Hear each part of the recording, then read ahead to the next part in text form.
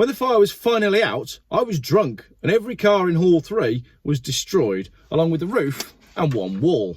Good afternoon, the sun is going down just over there, so we might end up with some really crazy light in this video, but I have quite a crazy story for you. I figured, as I just posted a video about the Practical Classics Restoration Show, this is a Geoff Tells Stories about what happened at the Classic Car Show in November at the NEC.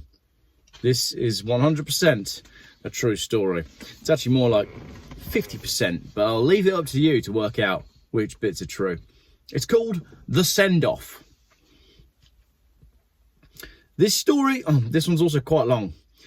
This story begins in July of 2021 when Mrs. Geoff returned from the shops and announced, "I've seen a proper Geoff car up there on the street." In her words, it was a black square Volvo just like ours, so I went to investigate. It was indeed a square Volvo, quite like our 850, but an early V70 Classic in black, and the paintwork looked tired all over, and it wore some distinctive stickers promoting the YouTube channel Sam's T5 Story. We did some research and watched the back catalogue of videos. Sam was a young lad restoring a V70 T5 with help from his dad Tom. So I typed up a quick letter, popped it in a Geoff Buys Cars mug and walked up to leave it on the roof of the T5. The letter was an invite for Sam to borrow my newly built Volvo 850 touring car replica, as well as a general hello from a fellow YouTuber. Sam and Dad Tom did actually get in touch, and they did borrow the touring car for a little while. They also ended up being gifted the ex-Geoff Buys Cars Citroen Picasso sandpit when their Volvo was off the road, undergoing some repairs.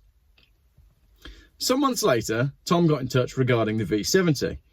Although they had invested a lot of time, money and effort into the T5, two things had happened. One, Sam had seen the potential in a race car replica and was now losing interest in the Volvo and hankering after a small hatchback to turn into a rally replica. And two, the engine on the T5 had begun to let go.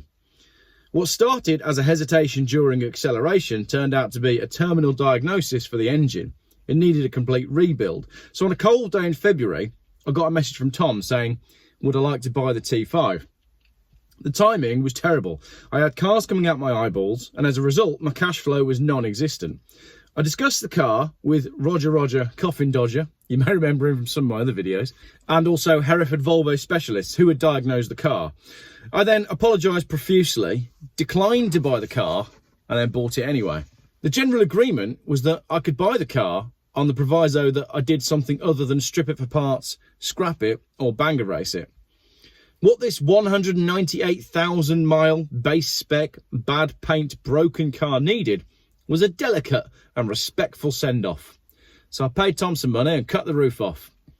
That's not quite true. I cut the roof out, not off as such. I've always loved convertibles and I've always loved estate cars, so it seemed natural to build an estate car with a full-length opening sunroof. Not only did I have the perfect car to test my roof theory on, but I also had a deadline. The Practical Classics Classic Car and Restoration Show was approaching, and I'd somehow managed to blag a last-minute 4-car display stand. I said it was the Classic Motor Show at the start of the video, but it wasn't. It was the Resto Show. Wow. Did I do that in March last year? How did I get that done in time? Anyway, this was the perfect opportunity to showcase the race car and the newly christened Volvo V70 California. Local lad Lee from Dubshop Automotive cut the roof out of the Volvo, while a local company, Tarpaulin Repair Services, did a great job of supplying a pressed stud roof to cover the hole. The show opened on the Friday, we chopped the roof off on the Tuesday, finished the prep on the Wednesday, and parked the car on the stand on Thursday evening. That bit's really true. It was such a pig to get these cars ready for the show.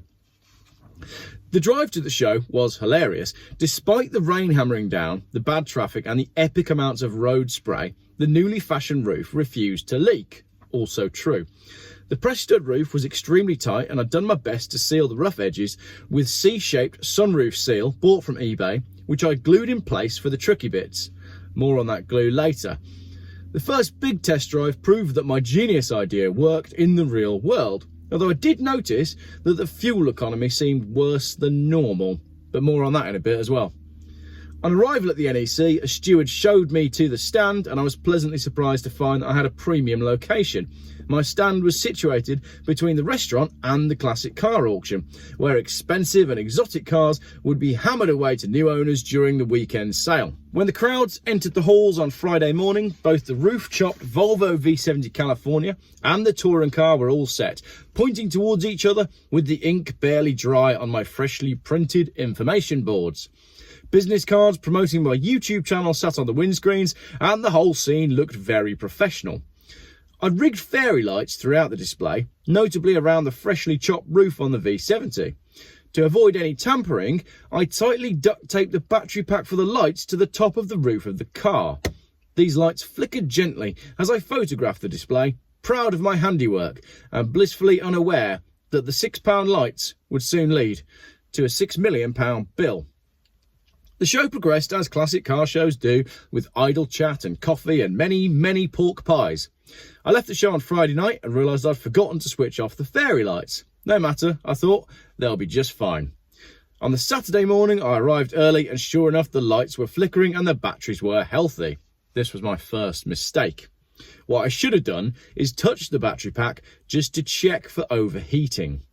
Had I read the instructions on the lights, I'd have known that one should never cover the entire battery pack with black duct tape, as this could lead to a catastrophic chain of events which culminates in a large fire. If I'd read the instructions, I wouldn't have used highly combustible tape to attach the battery pack right underneath where I'd used highly combustible glue to attach the highly combustible roof seals. After a busy day of classic cars, I left on Saturday evening and all was well with the display cars. But under the light of the full moon, things were beginning to change. You could say that events were heating up. The show opened at 10 on Sunday, and by 1 o'clock I'd explained the story of the T5 1,000 times. Yes, it's an end-of-life car. Yes, the engine needs a rebuild. Yes, I'm going to scrap it after the show. Over and over again I explained the plight of the car, taking care to emphasise the fact that the Practical Classics Classic Car and Restoration Show was the final swan song for this black T5. Around 3:30 p.m, just before the announcement came over the tannoy to say the show would be closing in half an hour, the inevitable happened. The fairy lights that I'd forgotten to turn off for 3 days straight, that I'd covered in cheap duct tape against the advice of the instructions, that I'd taped to the inside of the car beneath some extremely flammable glue, finally overheated. The batteries smoked and then sparked into life, and then set the tape alight, which lit the glue on fire. The glue lit the spray paint that I'd used to cover the patina, and the spray paint lit the roof lining, and the roof lining lit the rubber seals, which progressed down the open doors and reached the floor. You'd think by this point that I'd have noticed the fire, but sadly I was in the bar ordering my third post-show beer. On any normal Volvo, the fire reaching the floor wouldn't have been a problem, but the excessive fuel consumption of this particular car wasn't due to engine wear. It turned out that the plastic filler neck had come away from the fuel tank, meaning that while the Volvo had sat on display for 3 days, fuel had slowly been gathering between the rear wheels. Before any of the NEC staff could shout, "Fetch a fire extinguisher," the fuel tank was breached, and the resulting explosion ignited the highly flammable vinyl on the race car replica. That thing leaks oil, water and petrol on a good day, so it wasn't long before 3 days worth of leaked petrol ignited beneath the race car. As this petrol caught fire, a small explosion followed, which propelled the race car in an upwards and sideways direction onto the immaculate Mercedes-Benz SLK on the dealer stand opposite. The SLK was for sale, and this wouldn't normally have caused too much of an issue, but in this case, the plastic petrol cap that screws to the filler neck had gone missing. The dealer had noticed the slight petrol smell throughout the show, but figured he could resolve that after the Sunday, but it was too late. When the Volvo race car finished its upward trajectory, propelled by the explosion of its own fuel tank, gravity brought it slamming back down on top of the Mercedes, and the two began an extremely hot and fiery relationship. The heat from the burning wreckage of the SLK and Volvo was enough to light up the 8 or so other Mercedes cars that were on the stand, and this in turn gave a good licking to the white picket fence between the Mercedes dealer and the classic car auction. Had the fence been a traditional wooden picket fence, it would have least have put up a fight, but being a classic car show and not Gardener's World, the fence was a prop made from highly flammable foam. The moment the first flames hit the fence, the entire thing exploded into life in that strange melty, burny, spitty way that foam likes to burn.